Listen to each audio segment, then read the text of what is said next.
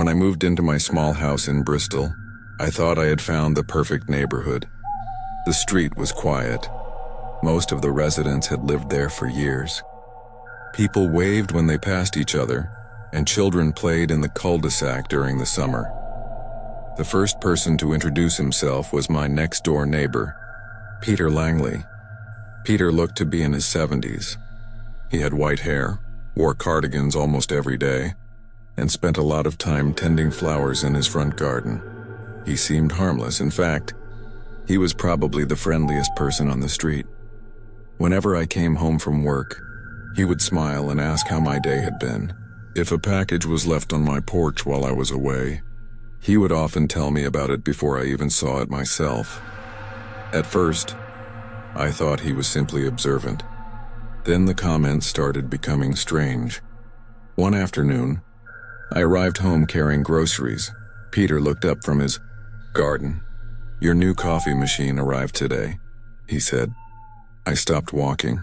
I hadn't told anyone I had ordered a coffee machine. "How did you know that?" I asked. He shrugged. "The box was sitting there for hours." I laughed it off. A few weeks later, another package arrived. This time it contained several books. The next day, Peter asked if the crime novels were any good. Again, I felt a little uneasy. The books had arrived inside a plain cardboard box. There was no picture or description on the outside. I remember standing in my kitchen that evening, trying to convince myself that I was overthinking things. Maybe he had seen me carrying them inside. Maybe he was guessing. Maybe. Then the packages started disappearing.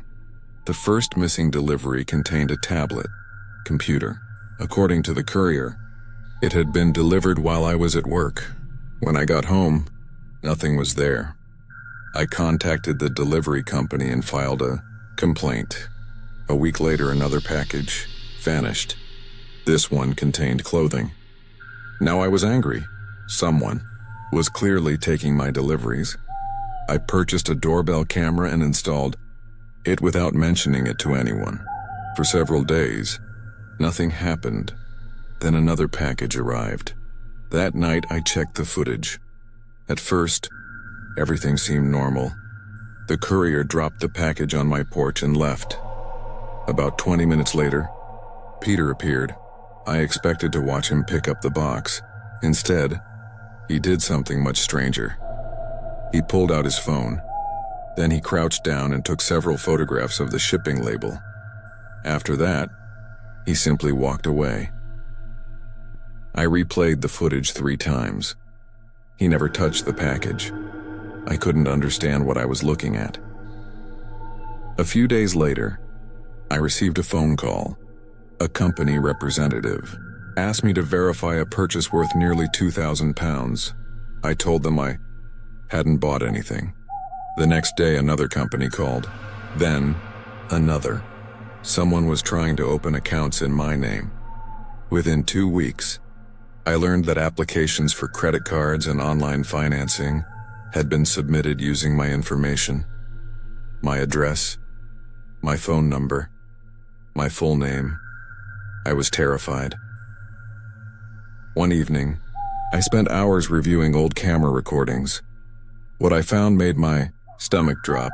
Peter had approached nearly every package delivered to my house. Sometimes, he photographed the labels. Sometimes, he wrote information down in a small notebook, always when he thought nobody was watching. I took everything to the police. At first, I worried they wouldn't take it seriously, but they did, and what they eventually discovered shocked the entire neighborhood. Peter wasn't interested in stealing packages. He was stealing information. For years, he had photographed shipping labels from homes across the area. Many labels contained names, addresses, phone numbers, and tracking information. Investigators later found thousands of photographs stored on his computer. Not dozens, thousands. The evidence linked him to multiple cases of identity theft and financial fraud, affecting people across Bristol and nearby towns. Some victims had lost significant amounts of money, Others spent years repairing damage to their credit records. The police told me I wasn't the first person to report suspicious activity. I was simply the first person with clear video evidence. The day officers searched Peter's house, several neighbors stood outside watching. Nobody could believe it. This was the same man who watered plants for elderly residents when they were away, the same man who handed out chocolates at Christmas, the same man who smiled and waved every morning as police vehicles drove away. Peter briefly looked toward my house. For a moment, our eyes met. There was no anger on his face, no panic, just the same calm expression I had seen for years. That was the part that stayed with me, not the fraud, not the investigation, not even the realization that my personal information had been stolen. What truly frightened me was understanding that the person responsible had been living only a few feet away the entire time, watching, waiting, and smiling every single day.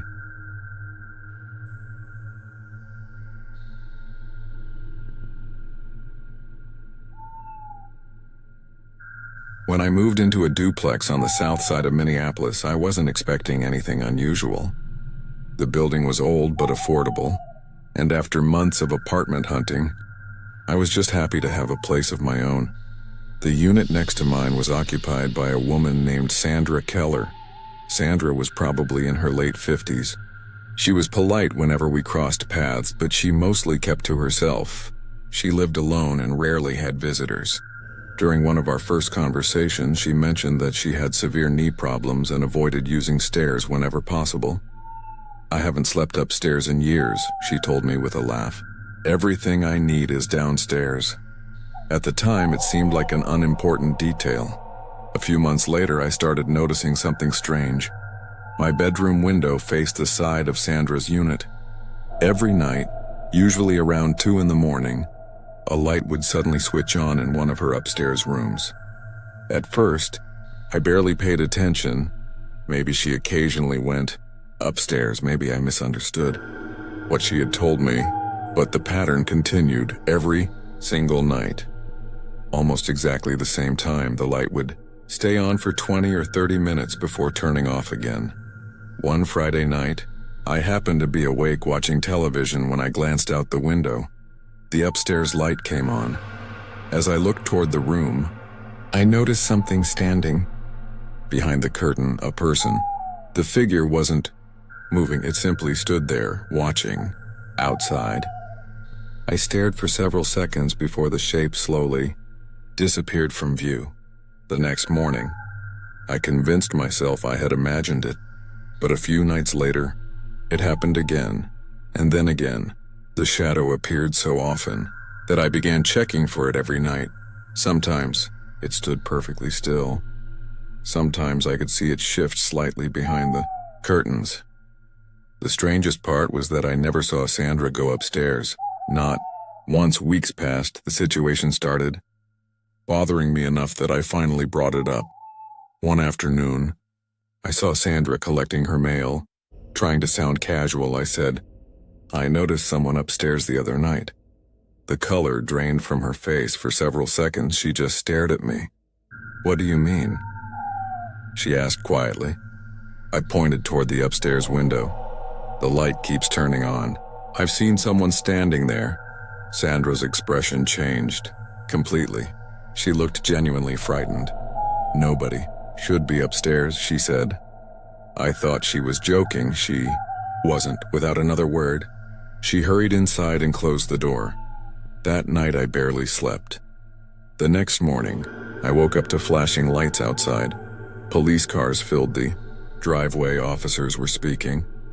With Sandra near the entrance, I stepped outside and asked what was happening. Nobody would tell me much. All I heard was that they were investigating a possible trespassing situation. Over the next several hours, officers searched both units and eventually climbed into the attic. Around noon, several of them emerged carrying boxes, bags, and electronic equipment. Then they brought out a man. He looked dirty and exhausted. I had never seen him before. Later that evening, investigators explained what they had discovered. Years earlier, the building had undergone renovations. During the work, a maintenance hatch had been installed in the attic space connecting parts of both units. The hatch was supposed to be sealed. It wasn't. The man officers arrested was a former tenant who had lived in the duplex years before for reasons nobody fully understood. He had secretly returned months earlier and begun living inside the attic. He had created a hidden sleeping area between the walls and roof insulation. Using extension cords, he powered small electronics. He stored food, bottled water, batteries, and clothing in concealed compartments.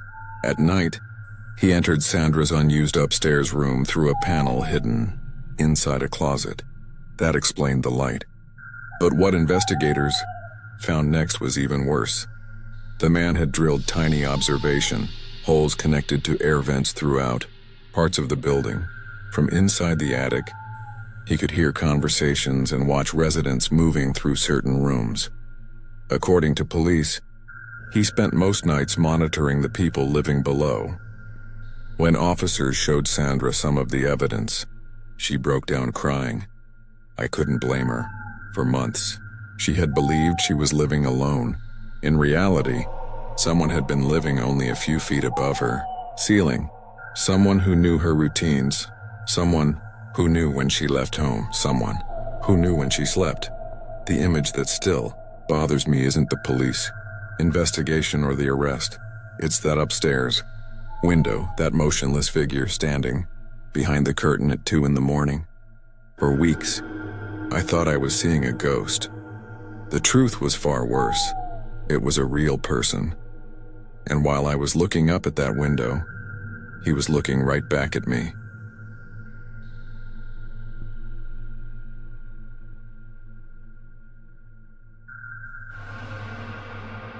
When my husband and I moved into our house in Christchurch, we thought we had found the perfect place to raise our children. The neighborhood was quiet, filled with families, and everyone seemed to know one another. Within a few days of moving in, we met our next-door neighbor, Darren Wilcox. Darren was friendly from the beginning. He was the kind of person who always seemed to be outside. If someone walked down the street, Darren would wave. If a new family moved in, Darren was usually the first person to introduce himself. Most people liked him. At first, so did I, but after a few months, I started noticing something strange. Darren always seemed to know things he shouldn't know. One afternoon, while I was checking the mailbox, Darren casually asked if we were excited about our upcoming trip to Queenstown. I froze. The vacation had only been discussed inside our house. We hadn't posted about it online. We hadn't told any neighbors. I laughed awkwardly and asked how he knew. Just a lucky guess, he replied. The answer didn't sit right with me. A few weeks later, another neighbor mentioned that Darren somehow knew they were refinancing their home. Then another family said Darren had asked how their son's school suspension was going. The family was shocked because they had never told anyone outside their household. People joked that Darren must be a mind reader. I didn't think it was funny. The more I paid attention, the stranger things became. Darren always seemed to know exactly when people were leaving town. He knew who worked night shifts. He knew which houses were empty during the day. One evening, my husband and I had a private argument about finances in our kitchen. The next morning, Darren approached me while I was watering plants. Money problems are stressful, he said. Hope everything works out. I felt my stomach drop. There was no possible way he should have known about that conversation. For the first time, I genuinely felt afraid of him. I began paying closer attention to the area around our property. A few days later, while trimming climbing plants along the fence that separated our yards, I noticed something unusual hidden among the leaves. It was a tiny black object no bigger than my thumb. At first, I thought it was a broken garden light. Then I saw a small microphone opening. My heart started racing. I searched the fence more carefully. Within 10 minutes, I found 2 more devices. One was hidden inside a birdhouse. Another was attached underneath a wooden fence panel. I immediately called my husband. When he arrived home, he contacted the police. An officer came the following day after examining the devices. His expression changed. They weren't garden equipment, they were audio recorders. The discovery launched a much larger investigation. Over the next several weeks, police quietly searched areas around multiple properties on our street. What they found shocked everyone. Additional recording devices were hidden in hedges, decorative fences, trees, and outdoor structures throughout the neighborhood. Many were positioned near windows, patios, and outdoor seating areas where families regularly talked. The investigation eventually led straight to Darren. When authorities searched his property, they discovered years' worth of recordings, thousands of hours, conversations from multiple households, private discussions about travel plans, finances, family issues, work schedules, and daily routines. The evidence filled boxes, but the most disturbing discovery came afterward. Detectives noticed a pattern. Several burglaries that had occurred in our neighborhood over the years happened shortly after recorded conversations about vacations or extended trips. Families would discuss travel plans in their backyards or kitchens a few days later. Their homes would be targeted while they were away. Police believed Darren wasn't simply collecting information. He was using it. The realization left the entire neighborhood shaken. For years, people had trusted him. Children waved to him after school. Neighbors invited him to barbecues. Some even gave him spare keys to their homes for emergencies. Looking back, I still remember all the times Darren seemed unusually informed. Back then, it felt odd. Now I understand the truth. He wasn't observant, he wasn't lucky, he wasn't guessing, he was listening. The scariest part wasn't finding the devices hidden around our property. It was realizing that some of our most private conversations had never been private at all. For years, the person collecting them had been living only a few meters away, smiling from the other side of the fence.